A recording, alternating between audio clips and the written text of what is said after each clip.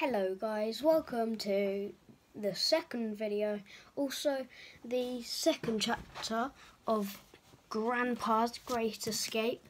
If you haven't seen me read the first chapter, go ahead and watch that first. Don't forget to hit that like button, smack that subscribe button and flick that notifications bell so that you can be notified on all my new videos.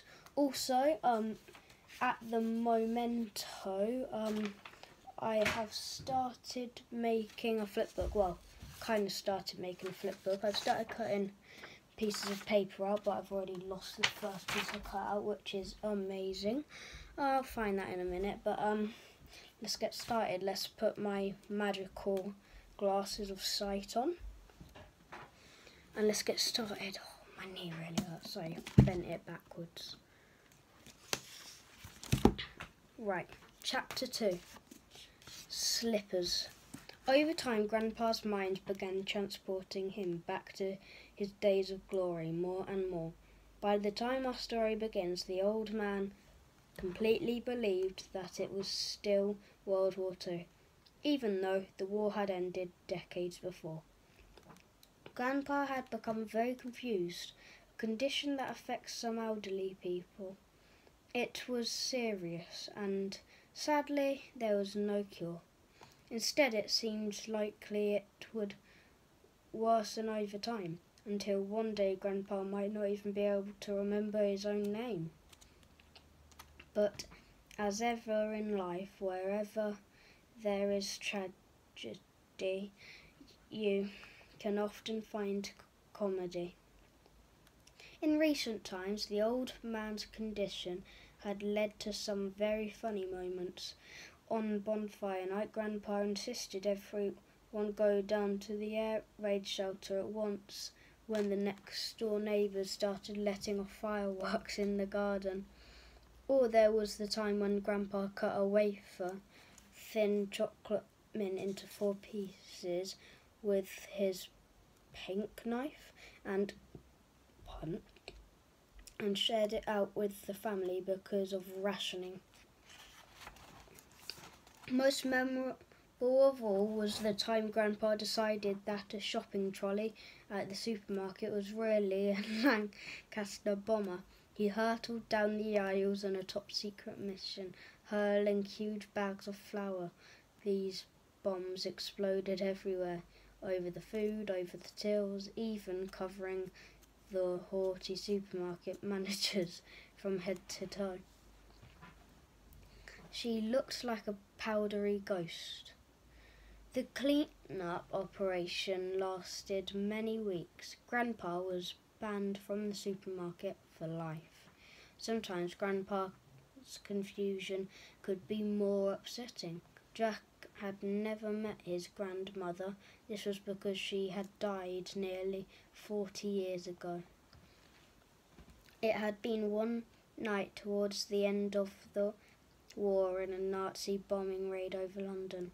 At the time, Jack's father was a newborn baby.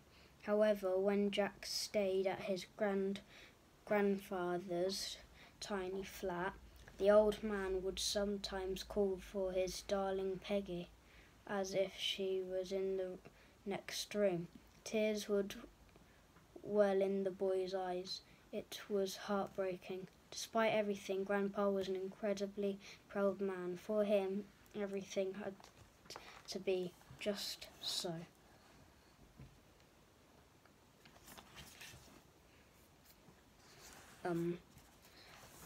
This is now a picture of Grandpa and it's telling you the parts. Flying Aces moustache, Royal Air Force tie, slippers, crisp white shirt, double-breasted blazer, service medals, polished gold buttons, and neatly pressed grey slacks, trousers. He was always impeccably dressed in a uniform of double-breasted blazer, white crisp shirt and neatly pressed grey slacks. A maroon, silver and blue striped Royal Air Force tie was forever knotted neatly around his neck, as was the fashion with many World War II pilots. He favoured a dashing Flying Aces moustache. It was a thing of wonder. The moustache was so long it connected to his sideburns. It was like a beard, but with the chin bit missing. Grandpa would twizzle the ends of his moustache for hours until they stuck out at just the right angle.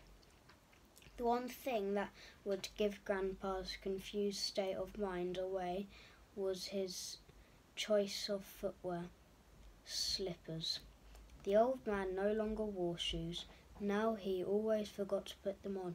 Whatever the weather, it rain, sleet and snow, he'd be sporting his brown checked slippers. Of course, Grandpa's eccentric behaviour made the grown-ups worry. Sometimes Jack would pretend to go to bed, but instead creep out of his bedroom and sit at the top of the stairs in his pyjamas. There he would listen to his mother and father downstairs in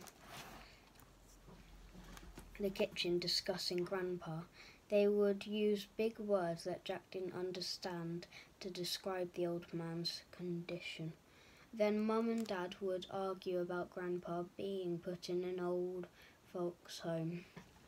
The boy hated hearing his grandfather talked about in this way, as if he was some sort of problem. However, being only 12 years old, Jack felt powerless to do anything. But none of this stopped Jack adoring hearing stories about the old man's wartime adventures, even though these tales had become so real to Grandpa now that the pair would act them out. They were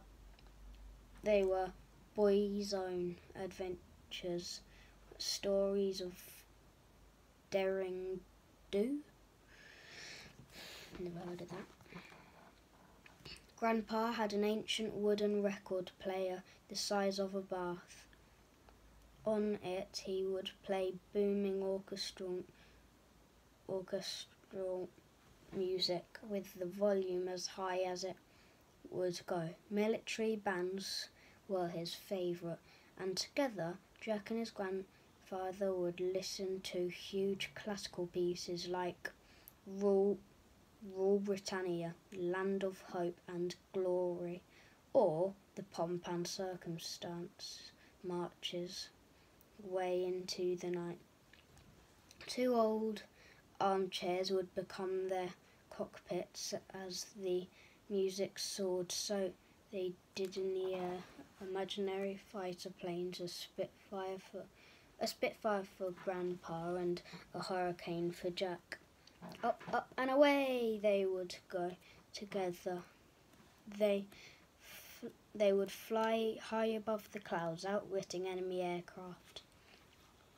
Every Sunday night, the pair of Flying Aces would win the Battle of Britain, without even leaving the old man's tiny flat. Together, Grandpa and Jack inhabited their own world and had countless imaginary adventures. However, the night of our story starts a real life. The night of our story starts a real life adventure was about to begin. So that wasn't too long. It was quite a short chapter, but there's like millions of chapters. Look how thick that bad boy is. So next video will be chapter 3, A Waft of Cheese. I hope you come to watch that, and I hope you enjoy. I hope you're all staying safe, washing your hands, staying home.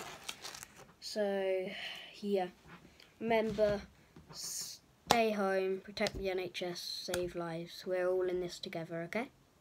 Right, bye, good night, enjoy.